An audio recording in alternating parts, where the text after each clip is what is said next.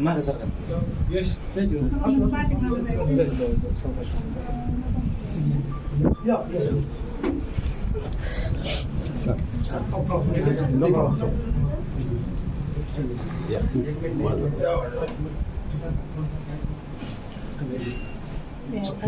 असं असं सोबत सगळं पुढे यायचं तुम्ही चला आम्हाला बाहेर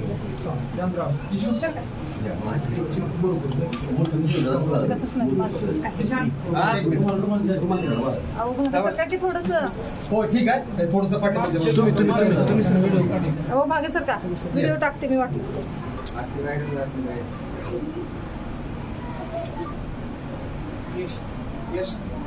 चल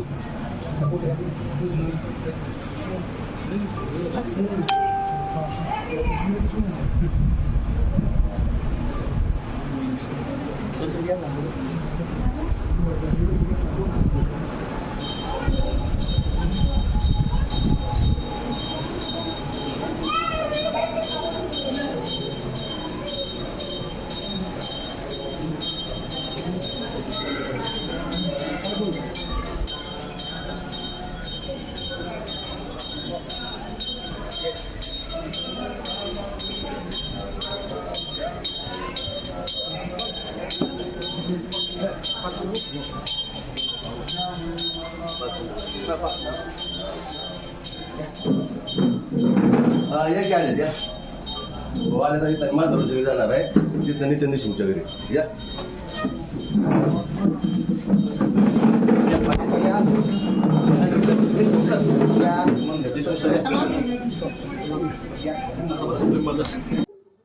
मला ज्या वेळेस काहीतरी आयुष्यामध्ये कमतरता वाटेल किंवा मला कुठेतरी अस्वस्थ वाटेल त्यावेळेस मी भगवंताचं दर्शन घ्यायला वेळोवेळी यायचो. ह्याच्या अगोदर प्रत्येक वेळेस आयुष्यात कुठलं संकट वाटलं तर मी भगवंताला कुठलाच वेळ न बघता मी यायचो. परंतु आजची जी एवढी भावनिक वेळ आली होती माझ्यावर आणि जे मला त्रास झाला आजचा, कारण मी आयुष्यात कसं पुढे चालायचंय, जे संकट आयुष्यातले कसे पेलायचे त्यासाठी मी भगवंताच्या मंदिरात येऊन नतमस्तक व्हायचो. सगळं कुटुंबासाठी मागायचो भगवंताला की सगळं कुटुंबाला सुखात ठेव, सगळं कुटुंब म्हणजे सुखी राहिलं पाहिजे. आणि वेळोवेळी मी यायचो. परंतु आज पहिली वेळ असेल की मला काही मागता नाही आलं, कारण का माझ्यापाशी काहीच ठेवलं नाही. या क्रूरकर्मी लोकांनी माझं जे सर्वस्व होतं, माझा भाऊ, तो या क्रूरकर्मी लोकांनी त्याची हत्या केली. आज प्रथमतः मला म्हणजे मी पहिली वेळ असेल की मी असं डोळे भरून मन भरून भगवंताला बघितलं नाही. कारण का मी ज्या गोष्टी करण्यासाठी इथे यायचो, जे माझ्या मनातला भाव असायचा ते माझ्या भावासाठी, कुटुंबासाठी सगळ्या गोष्टी, आणि जे सुखात सगळं चाललेलं होतं याला कुणाची नजर लागली आणि सगळं उद्ध्वस्त झालं. आणि सगळ्या जुन्या आठवणी, जे की माझं 9 वर्षाचं बालपण, आपण इथं बसलोय, इथंच सगळं माझं 9 वर्षाचं बालपण गेलेलं आहे. इथल्याच कन्या शाळेमध्ये मी 3री पर्यंत होतो आणि भगवंताच्या मंदिरावर गजानन महाराजांची दिंडी यायची. तिथल्या खूप आठवणी आता जागृत झाल्या. आम्ही 2 जण खेळायचो तिथं. एक छोटंसं आयुष्य होतं, इथं जगत होतो आणि इथल्या हालाकीच्या परिस्थितीमुळं आम्हाला इथून जावं लागलं. आणि तिथं जे काही लोकांवर प्रेम केलं, आणि अर्थातच तुम्ही बघताय की लोकांवर आम्ही किती प्रेम केलं, ते गाव कसं आम्हाला तळ हातावर घेऊन जपतंय किंवा ते कसं आमचा सांभाळ करतंय हे तुम्ही तुमच्या डोळ्यांनी बघितलेलं आहे, अनुभवलेलं आहे. परंतु माझ्यासाठी आजचा दिवस जो आहे तो खरंच मी माझ्या पदरामध्ये काहीच घेऊन जाणार नाही आज. कारण मी घेऊन जायचो, सगळे विचार घेऊन जायचो, आयुष्य जगायची म्हणजे एक प्रेरणा घेऊन जायचो भगवंताकडून. जुन्या आठवणीला उजाळा देऊन जायचो. मी इथं आल्यावर कधी पण एक चक्कर गल्लीतून मारायचो, माझ्याकडे कोणी बघू किंवा ना बघू, पण माझ्या जुन्या गोष्टी मी आठवायचो सगळ्या. परंतु आज खरंच मला शब्द फुटत नाहीत की आता काय बोलावं, आता सुरुवात कशी करायची. लहान लेकरं आहेत, आई वडील वृद्ध झालेले आहेत, त्यांना कसं सांभाळायचं आणि हे आव्हान कसं पेलायचं, अशा सगळे एक आव्हानात्मक जे आयुष्य झालेलं आहे, जे सुखी आयुष्य होतं, त्याला समोर जाताना मला आज खरं तर समजत नाही की कोणत्या मार्गाने सुरुवात करायची. ह्याच्यात कसं आहे, जो फरार आरोपी आहे कृष्णा आंधळे, आता त्याचं आज एक स्पष्टीकरण आलेलं आहे की तो फरार असताना वाल्मिक कराडला कॉल झालेले आहेत, विष्णू चाटेला कॉल झालेले आहेत. हे सराईत गुन्हेगार आहेत आणि हे सराईत गुन्हेगार होण्याचं कारण असं आहे की तिथं जे काही बोटावर मोजणे एवढे लोक होते पोलीस यंत्रणेतले, त्या लोकांनी कधी ह्यांना पर्सनली घेतलंच नाही, त्यांना कधी कायद्याचा धाक दाखवलाच नाही, त्यांना कधी कायद्याचा काय धाक असतो ह्याची कधी भीतीच दाखवली नाही. त्याला अभय होतं त्यांचं आणि त्याच्यामुळे तो कृष्णा आंधळे आतापर्यंत फरार आहे. तो किती घातक आहे हे तर तुम्ही सगळ्यांनी बघितलेलंच आहे. परंतु तो ज्यावेळेस जेरबंद होईल असेच सगळे पुरावे यापैकीच आपल्या समोर येणार आहेत. आता ते कधी जेरबंद होत आहे हे यंत्रणेलाच खरं तर हा प्रश्न विचारायला पाहिजे.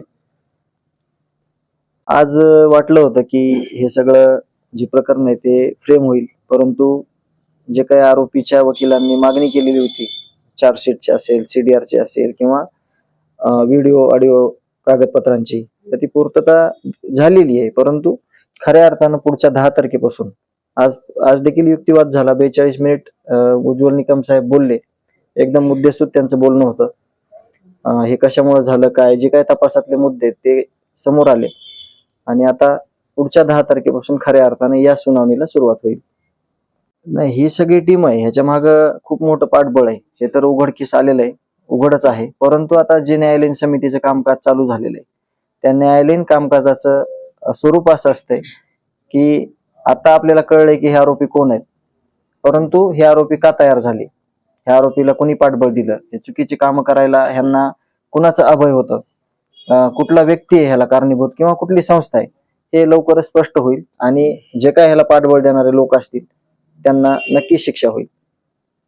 नाही, खरं सांगायचं झालं तर आम्ही दोघं एकमेकांची सावली होतो कुठलंही काम करताना. आता तिथं जे काही नेतृत्व करत होतो ते नेतृत्वात आमचं कॉम्बिनेशन असं होतं की माझ्या लेवलचे मी कामं करायचो, ते समाज म्हणजे सोशल वर्कच होतं आणि त्याच्या लेवलचे तो करायचा.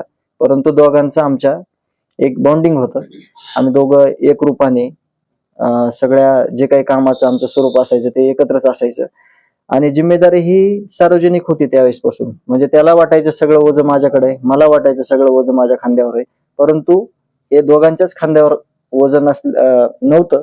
हे सगळे जे गावकरी आहेत तिथले, ज्यांनी म्हणजे सख्या भाच्या सारखं आम्हाला सांभाळलं तिथं आणि आम्हाला कधीही दुरावा वाटू दिला नाही. म्हणजे गाव सोडून आपण तिथं गेलो, जसं आता इथं आल्यावर आठवण आली मला, जे गलांडे काका आहेत, त्या गलांडे काकामुळे आम्ही 1-2 वर्ष जगलो. आम्हाला त्यांनी खायला पियला जर घातलं नसतं तर आमचं म्हणजे खूप हाल होते इथं बेकार.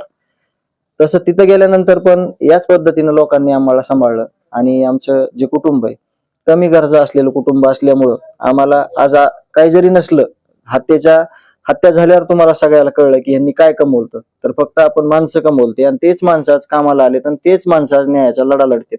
आणि आम्हाला पण हेच माहित होतं की जर आपण माणसं कमवले तरच आपल्याला सगळ्या गोष्टी मिळू शकतात, कुठल्या गोष्टीची कमतरता भासू शकत नाही आणि त्याच अनुषंगाने आम्ही तिथे चालत होतो. आरोपी आहेत हे खूप धनदांगडे आहेत, ह्यांच्याकडे खूप मोठ्या प्रमाणात पैसा आहे आणि ह्यांनी प्रत्येक तिथला डिपार्टमेंटचा माणूस म्हणजे जे त्यांच्या संबंधात येईल आणि जे काही कर्तव्याशी एकनिष्ठ न राहणारा असा व्यक्ती ते त्यांच्या अधीन करून घ्यायचे. जसं की आता इथं काही गोष्टी घडलेल्या आहेत त्या आता बोलणं उचित नाही. खरं तर न्यायालयीन समिती आल्यावर ह्या गोष्टी सगळ्यांना तुम्हाला सर्वश्रुत होणार आहेत, परंतु एक सिस्टीम चुकीची होती आणि जे आपलं कर्तव्य आहे ते कर्तव्य न पार पाडता उगीच काहीतरी फॉर्मॅलिटी म्हणून काही गोष्टी केल्या जात होत्या तिथं. आता सध्याची परिस्थिती तशी नाही, आता थोडा खूप ह्याच्यामध्ये फरक झालेला आहे. परंतु आता न्यायालयीन समितीतून ह्या सगळ्या तुम्ही विचारलेल्या प्रश्नांची उत्तर आपल्याला लवकरच मिळणार आहेत आणि